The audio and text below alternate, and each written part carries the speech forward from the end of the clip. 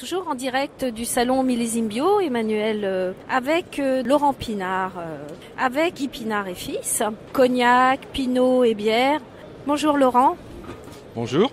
Voulez-vous nous présenter un peu vos produits ? Oui, alors la bière, on est brasseur depuis 2012 en fait, on fabrique de la bière sur le domaine, mais on est historiquement producteur de cognac et de pinot des Charentes.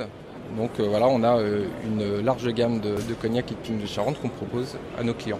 Vous venez au salon Millésime Bio depuis combien d'années ou depuis combien d'années aussi vous êtes-vous mis au bio ? Alors, on est venu au salon la 5e année du salon.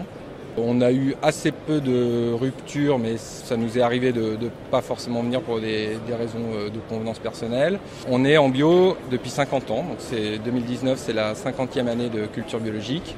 Je travaille avec mon frère, c'est une exploitation familiale.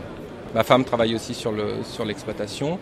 C'est notre grand-père en fait qui avait converti le domaine viticole en agriculture biologique en 1969 et qui avait à la même époque commencé à faire de la vente directe. Et vous savez pourquoi votre grand-père passait en bio ou bien c'est un secret de famille ? Non, en fait, oui, il y a plusieurs facteurs. Il y a le fait que dans les années 60, même si c'était assez confidentiel, il y avait déjà finalement des méthodes qui commençaient à émerger en réaction à la culture conventionnelle. Lui, en fait, l'élément un peu déclencheur, c'est que justement, parmi ses enfants, il avait un de ses fils qui revenait des vendanges, qui avait les yeux rouges et qui finalement sentait qu'il n'était pas bien. Et donc il se posait des questions sur pourquoi.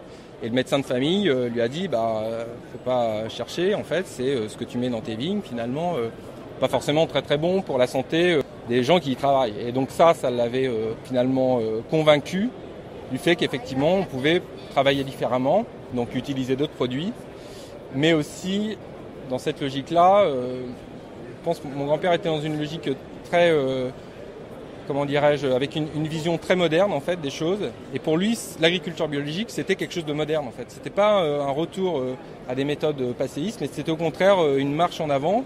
Donc en 69, on était quand même, je trouve quand même assez visionnaire. Aussi, donc les méthodes qu'il a utilisées, c'est les méthodes Le Maire Boucher. Au début, les années 60, c'était ça. Tout le monde était un peu là-dedans. La baseline de cette méthode, c'était la supériorité dans la qualité. Donc c'était aussi un moyen de renouer avec une production de qualité. Merci beaucoup. C'est vraiment très très intéressant. C'est vrai, tous ces stands, finalement, tous ces producteurs, leur destin avec le bio, leur aventure du bio, c'est vraiment très intéressant. La vôtre aussi, voilà, c'est familial. Est-ce que vous souhaitez nous présenter vos produits ? Alors, on peut parler du pinot des Charentes, apéritif, qui a une histoire. Alors nous, donc du coup, depuis 69, mon grand-père a développé une grosse clientèle particulière. Donc c'était vraiment les foires, les salons bio de l'époque. Donc certains ont continué, d'autres ont changé. Et puis il y en a d'autres qui se sont montés. Du coup, c'est vrai que dans ces premiers produits qui étaient plébiscités par les gens, c'était le pinot en fait. Pinot des Charentes, c'était l'apéritif. Dans les années 70-80, ça a été vraiment l'apéritif plébiscité par tous les consommateurs. Donc avec justement un savoir-faire qui permettait justement de proposer des produits de qualité. En parallèle de ça, l'appellation Pinot des Charentes. Donc en Charente, l'appellation c'est la même délimitation que le cognac. Aujourd'hui, un peu en perte de vitesse, c'est-à-dire que ça correspond plus aux modes. Il y a eu quand même un passage un peu à vide, mais justement qui revient un petit peu. Parce que le consommateur aujourd'hui, en étant en même temps en recherche d'authenticité, revient à des choses un peu vintage. Du coup, le côté un petit peu désuet du pinot, donc finalement une génération a pu remettre un peu de côté, redevient un peu à la mode finalement. Et le pinot, c'est un vin muté, c'est du jus de raisin et c'est de l'eau de vie de cognac en fait. Donc ça a toutes les qualités, les caractéristiques pour justement devenir un produit plébiscité, un peu de revenir un petit peu sur ce vieux produit un peu vintage en fait. En tout cas, on voit qu'au bout de 3 générations, la passion et l'amour en tout cas de tout ça est toujours là, bien vivant à travers vous aussi. J'ai complètement oublié de vous poser une question par rapport à ces superbes étiquettes qui sont sur les bouteilles de bière. Donc vous ne pouvez pas les voir, mais il y a des diables avec le nom La Goule Notre-Dame. Ensuite, on a La Goule, La Part des Anges, avec un ange en smoking blanc.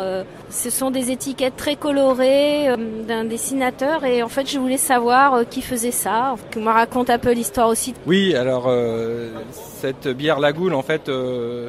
la signification c'est la gargouille et c'est aussi la goule en charentaise, c'est le visage. Et donc personne qui nous dessine ça habite à Angoulême, qui est une des capitales françaises de la bande dessinée. Il s'appelle Jean-Christophe Fournier. Merci beaucoup. Merci. C'était Emmanuel pour Friendly Radio.